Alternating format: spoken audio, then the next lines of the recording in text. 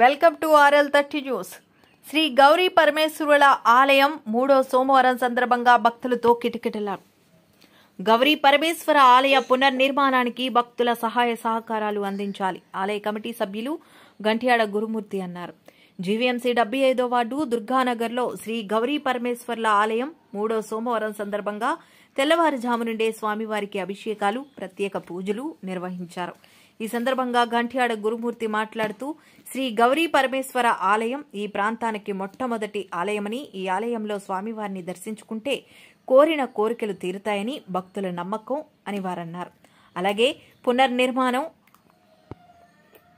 ఆలయం వచ్చే శివరాత్రికి ప్రారంభోత్సవం జరగబోతుందని, ఇప్పటి వరకు ఈ నిర్మాణం కొరకు ఎంతో మంది దాతలు సహాయ సహకారాలు అందించారని, ఇంకా ఇవ్వాలనుకున్న వారు మా కమిటీ వారిని సంప్రదించాలని వారు కొనియాడారు. ఈ కార్యక్రమంలో ఆలయ అధ్యక్షులు గంట్యాడ గురుమూర్తి, ఎల్లేబిల్లి వెంకట్రావు మరియు ఆర్ఐ కమిటీ సభ్యులు, మహిళలు అధిక సంఖ్యలో పాల్గొన్నారు.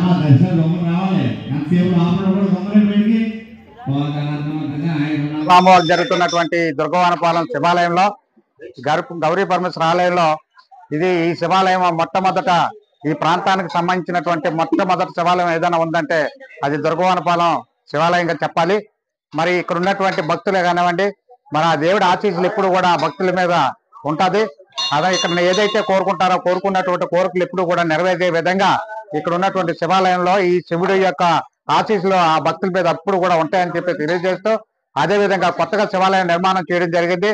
ఆ నిర్మాణంలో భాగంగా చాలా మంది అన్ని విరాళాలు ఇచ్చి ముందుకు తీసుకెళ్లినటువంటి కార్యక్రమాన్ని కూడా వాళ్ళ ప్రజలందరూ కూడా సహకారాలు అందించి రేపు శివరాత్రి నాటికి ఆ శివాలయం కూడా పూర్తి చేసి ఆ శివాలయాన్ని శివరాత్రి నాటికి ప్రారంభోత్సవం కూడా చేయడానికి సిద్ధంగా ఉందని చెప్పి తెలియజేస్తూ, అదే విధంగా ఇంకా ఎవరైనా విరాళాలు ఇవ్వాల్సినటువంటి వాళ్ళు ఉంటే ఆ శివుడి యొక్క ప్రతి ఒక్క చేతివంతో ఆలయం అందరికీ ఇవ్వాలని చెప్పేసి మీ అందరినీ కూడా కోరుకుంటాం.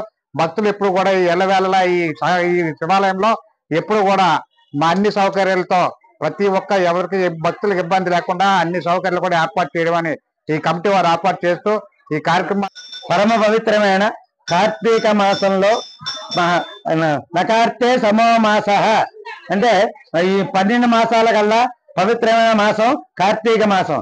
ఈ మాసంలో ఎవరైనా సరే ఒక దానం చేసినా, అభిషేకం చేసుకున్నా, అలాగే ఆలయాలకి డొనేషన్స్ ఇచ్చినటువంటి వాళ్ళకి కూడా మహా ఫలితం వస్తుందని శాస్త్రం చెప్తోంది. అటువంటి పరమ పవిత్రమైన కార్తీక మాసంలో శ్రీ గౌరీ పరమేశ్వర ఆలయంలో విశేషంగా అభిషేకాలు జరుగుతున్నాయి.